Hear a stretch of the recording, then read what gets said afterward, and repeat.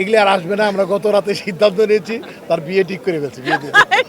কেউ যদি হাইলাইট হতে চায় বা আমার সাথে অ্যাসোসিয়েট অনেকে আছে, এখন আমি তো তার ভেতরকার খবর জানি না, কেউ যদি বাইরে অন্য কিছু বলে থাকে, ফালতু টপিক নিয়ে ভাইরাল হতে চায়, এটা আমি খুবই অপছন্দ করি।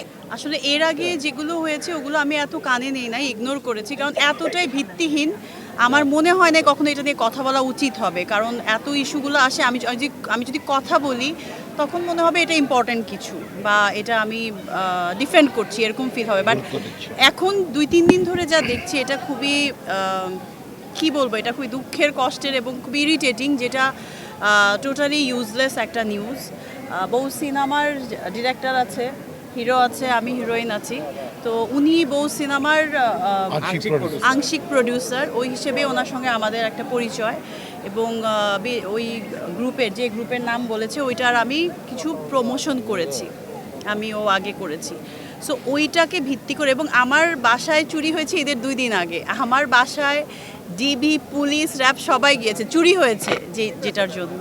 তো আমার বাসা কোথায়, আর ওনার বাসা যেটা জানলাম যে এটা গুলশান থেকে তাকে উদ্ধার করা হয়েছে, তো ববির বাসা তো এটা হতেই পারে না।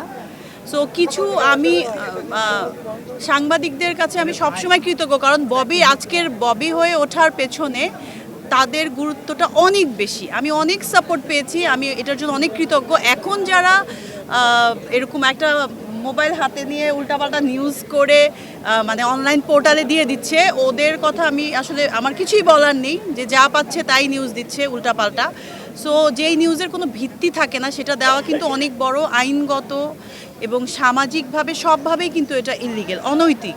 তো আমি আশা করব যে যেহেতু বিষয়টা পরিষ্কার হয়েছে এবং আইনগতভাবেও দেখা গেছে যে ওনার সাথে আমার যাদের কথাই বলছে তাদের কোনো পার্সোনালি প্রফেশনালি ওরকম কোনো মানে নেই, রিলেশন নেই। তো সেটা নিয়ে আমি আশা করব যে তোমরা প্রপারভাবে নিউজটা দিবে, যে অনেকেই দিচ্ছে, প্রপার নিউজ দিচ্ছে, কিন্তু আমাদের প্রবলেম হচ্ছে ওই যে অনলাইনে যে ভিডিওগুলো আপ দিচ্ছে খুব রসালো ওয়েতে, প্রথমেই লিখছে ববির স্বামী কথিত স্বামী, এবং ওইগুলো দেখে কিছু টিভি চ্যানেলেও হয়তো বা ওরকম আসছে। তো এটা খুবই অবাক করার মতো একটা বিষয়। এখন আমার এত রিলেটিভসরা বাইরে থেকে সবাই কল দিচ্ছে যে কি ঘটনা, আসলে আমরা জানি না, তোমার বিয়ে হয়ে গেছে, তোমার স্বামী কোত্থেকে আসলো। সো আমার বোনরাও তো দেশের বাইরে থাকে, আম্মা হজ থেকে এসে একবার তো আমার বাসায় চুরি হলো, আবার এখন এই নিউজটা, আমি আসলে ওই চুরিটা নিয়ে খুব ব্যস্ত সময় পার করছিলাম, আমার আম্মার খুব শরীর খারাপ, এর মধ্যে ওরা বলছে যে তুমি এটা নিয়ে হাইপার হও। আমার কাছের মানুষরা আসলে খুব সাপোর্টিভ, আদারওয়াইজ তো আমার খুবই প্রবলেম হয়ে যায়। তো বাট আমি আশা করবো যেটা সত্যি, যেটা অনৈতিক না, সেই নিউজটাই যেন মানে আসে। উনি একটা স্টেটমেন্ট দিয়েছে আগেই, যেটা কিছু নিউজও হয়েছে, এশিয়া পোস্টেও হয়েছে, আরও কিছু নিউজে হয়েছে, প্রথম আলোতেও এসছে, যে আমার স্টেটমেন্টটা এবং ওনার যে স্টেটমেন্টটা, যে আমাদের কিছু বউ সিনেমার কিছু আংশিক প্রডিউসার, ওইটার বিষয়টা উনি ক্লিয়ার করেছে, এবং আমি যে প্রমোটার মানে ওনার কিছু প্রমোশনে ছিলাম, এখন কে কি, আমরা তো আর্টিস্ট, কোথাও ইনভাইট করলে বা কিছু করলে আমরা বাইরে থেকে যেটা দেখা যায়, আমরা ভেতরে কি হচ্ছে বা উনি এক্স্যাক্টলি কি, এটা তো আমরা কেউ বলতে পারবো না, তাই না? সো এই জিনিসটা ক্লিয়ার হওয়া দরকার। আপনাদের কথার উত্তর আমি একটু দিয়ে দেই, তারপর দিক। সেটা হলো এগুলি আর আসবে না। আমরা গত রাতে সিদ্ধান্ত নিয়েছি, তার বিয়ে ঠিক করে ফেলছি, বিয়ে দিয়ে। না, চেকের কোনো কিছু না, এটা হচ্ছে ওরা গিফট করছে, গিফটে সবসময় ব্র্যান্ড প্রমোটার যারা প্রমোশনে যায়, গিফটটা ওদের থ্রুতে দেয়, আর্টিস্টরা দেয়, এটা খুবই সিম্পল একটা জিনিস, এটা টেকের কোনো বিষয় না। এখন আমাকে কেউ যদি সম্মান, অ্যাজ এ আর্টিস্ট আমাকে সম্মান করে যদি চেয়ারে বসতে দেয়, বা ওকে কেউ বসতে দেয়, তো আমি বসবো টপ চেয়ারে। কোনো আর্টিস্ট গেলে আসলে সবাই চেয়ার ছেড়ে বসতে দেয়। এখন অবশ্যই না লিগেলি না কোনোভাবেই।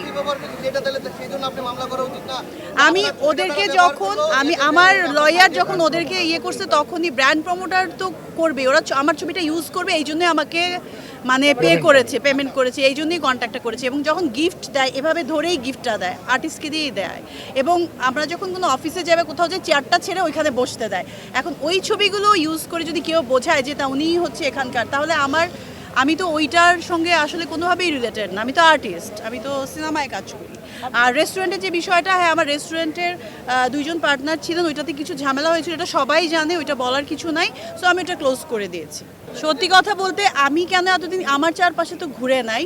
সো কেউ যদি হাইলাইট হতে চায় বা আমার সাথে অ্যাসোসিয়েট অনেকে আছে, এখন আমি তো তার ভেতরকার খবর জানি না। কেউ যদি বাইরে অন্য কিছু বলে থাকে যে আমার সাথে, যেমন আমি কারোর সাথে একটু কথা বললাম বা একটা ছবি তুললাম, বললো যে আমার তো ববি অনেক ক্লোজ বা তাই অনেক ক্লোজ, আমরা একদম 10 বছরের ক্লোজ সম্পর্ক, এই সেই এগুলো, তো সেটা তো আর সত্যতা তো সেখানে পাওয়া যাবে না। সেটার যদি কোনো তথ্য প্রমাণ থাকে সেটা একটা ডিফারেন্ট ইস্যু। কেউ কেউ আছে যে ফালতু টপিক নিয়ে ভাইরাল হতে চায়, এটা আমি খুবই অপছন্দ করি, এই জন্য আমি এটা নিয়ে কথা বলতে চাচ্ছিলাম না। এবং আমার মনে হয় আমার ক্যারিয়ার জীবনে আমি কখনোই কোনো কিছু নিয়ে কাজ ছাড়া, কাজের বাইরে কখনো ভাইরাল হওয়ার চেষ্টা করি না।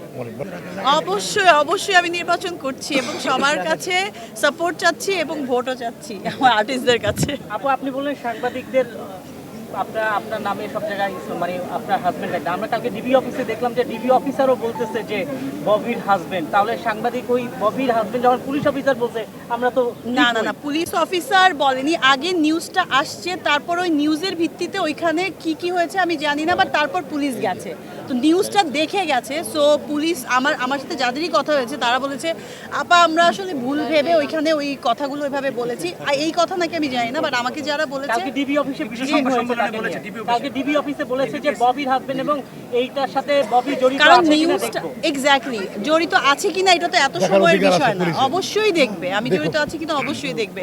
বাট আমার পক্ষ আমি ক্লিয়ার করলাম, স্টেটমেন্ট দিয়েছি, ওদের সঙ্গে আমার কথাও হয়েছে এবং সবার আমার মনে হয়েছে সবাই আমাকে বলছে যে তুমি কথাটা ক্লিয়ার করো, যেহেতু সবাই জানতে চাচ্ছে, আমার তরফ থেকে আমি ক্লিয়ার করে দিলাম।